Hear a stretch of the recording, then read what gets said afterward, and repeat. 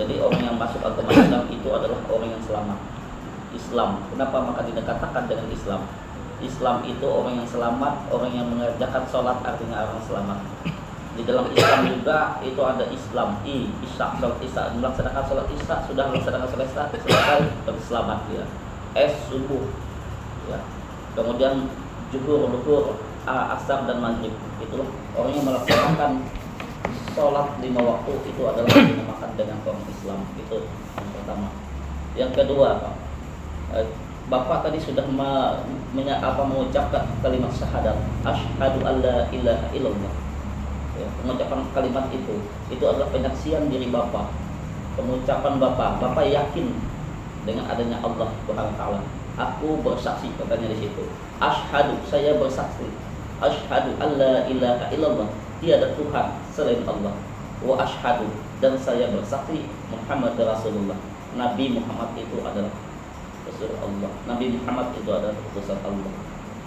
Mungkin Bapak ini ya orang mu'alaf itu artinya setelah memeluk agama Islam, Bapak baru mengenal Islam, dan pada hari ini Bapak sudah masuk ke Islam. Dosa-dosa Bapak itu ya yang telah lalu itu diangkat oleh Allah ya, masuk ke dalam lembaran baru. Ibaratkan Bapak itu kertas putih yang tidak ada noda ya, tidak ada noda. Jadi ketika Bapak masuk dalam agama Islam ini, mengikuti syariat Islam ini, insya Allah di situ. Jangan sampai kertas putih ini tadi dipenuhi dengan tintah-tintah. Ya. Jangan sampai kertas-kertas putih ini tadi dilumuri dengan tintah-tintah. Belajar apa? Kita mulai belajar mengenal Islam itu seperti apa. Islam itu, ya. Islam itu, yaitu dalam syariat Islam yang ada yang pertama adalah mengucapkan kalimat syahadat. Bapak sudah mengucapkan kalimat syahadat tadi. Itu. Rukun Islam itu ada 5. Yang pertama tadi mengucapkan kalimat syahadat. Sudah Bapak laksanakan. Yakin sudah Bapak dengan hati nurani Bapak, tanpa ada paksaan Bapak, tanpa ada paksaan dari pihak manapun.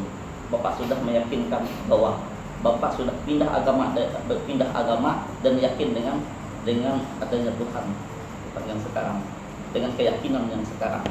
Yang pertama.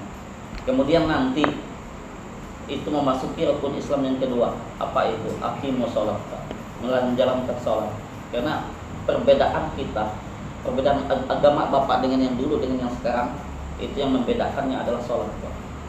Kalau dulu Bapak tidak melaksanakan sholat, sekarang Bapak harus melaksanakan sholat. Karena hukum sholat itu adalah wajib. Walaupun nanti bacaan sholat itu belajar bertahap saja. Misalkan nanti Bapak itu tidak bisa sekaligus langsung bisa ikuti gerakan dulu, ikuti cara orang sholat dulu, Pak. Misalnya kita nggak tahu bacaannya, paling tidak gerakannya dulu ikuti. Ya, orang angkat takbir, angkat juga takbir. Ya. Orang sujud rukuk, ikuti rukuk. Orang sujud ikuti sujud. Seperti itu. Insya Allah dengan perlahan nanti sudah terbiasa, dan di situ juga Bapak pengen tahu. Baca Al-Fatihahnya seperti apa. Allah nanti insya Allah dengan sendirinya datang nanti keinginan tahuan kita. Yang penting kita mengikuti dulu.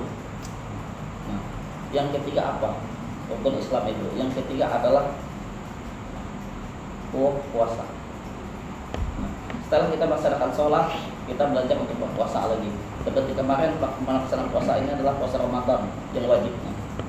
Nah, setahun sekali itu melaksanakan puasa. Kenapa kita untuk puasa? Mungkin di situ ada nanti, Pak. Ketika kita merasakan puasa, ada nikmat-nikmat sendiri di situ. Ya. Dari dianalisis oleh kesehatan pun itu ada nilai kesehatannya. Selama 1 tahun perut kita itu diisi dengan makanan. Ya. Perut kita ini, lambung kita ini perlu istirahat juga. Itu dari nilai kesehatannya. Belum lagi dari nilai ibadahnya, pahalanya. Kita menjagakan hawa nafsu kita, menjagakan kelakuan kita, perbuatan kita, menjaga bahwa kita itu supaya tidak berbuat dosa, tidak berbohong dan lain sebagainya. Itu kita dianjurkan. Kalau berpuasa itu membersihkan semuanya, baik itu membersihkan jiwa maupun membersihkan batin, jiwa, lahir dan batin semuanya, Pak. Ya, itu dibersihkan semua. Ibaratkan kata orang itu terapi selama 1 bulan dalam puasa itu. kita membenahi diri. Kemudian nanti ada memasuki rukun Islam yang keempat. Apa itu rukun Islam yang keempat? Itu adalah membayar zakat. Nah, kalau kita sudah mempunyai uang yang lebih dan lain sebagainya, maka kita wajib untuk mengeluarkan zakat fitrah, baik itu zakat harta maupun zakat fitrah nanti Pak. Zakat itu artinya berbagi kepada yang lain, ya, berbagi kepada yang tidak punya, ya.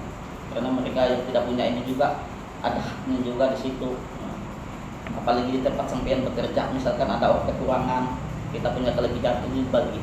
Kata-kata itu ada pembagiannya di situ. Misalnya kita mempunyai kelebihan uang, itu nanti diajarkan berapa persennya itu dibagikan. Nah, itu namanya zakat Pak. Nah, zakat mal, zakat harta maupun zakat fitrah. Selanjutnya rukun Islam yang kelima adalah ibadah haji.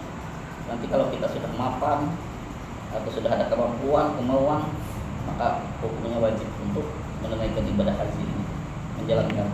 Jadi untuk sementara itu Bapak bisa menjalankan rukun Islam ini dari 1 sampai 5 tadi, insya Allah Bapak menjadi orang yang selamat, insya Allah. Jadi orang Islam ini kita harus bisa membedakan, ya. Masuk Islam harus bisa membedakan antara agama kita yang baru dengan agama kita yang dulu. Ini sudah jelas terpisah sudah. Kalau dulu kita tidak sholat, sekarang kita harus sholat. Ini yang membedakan kita.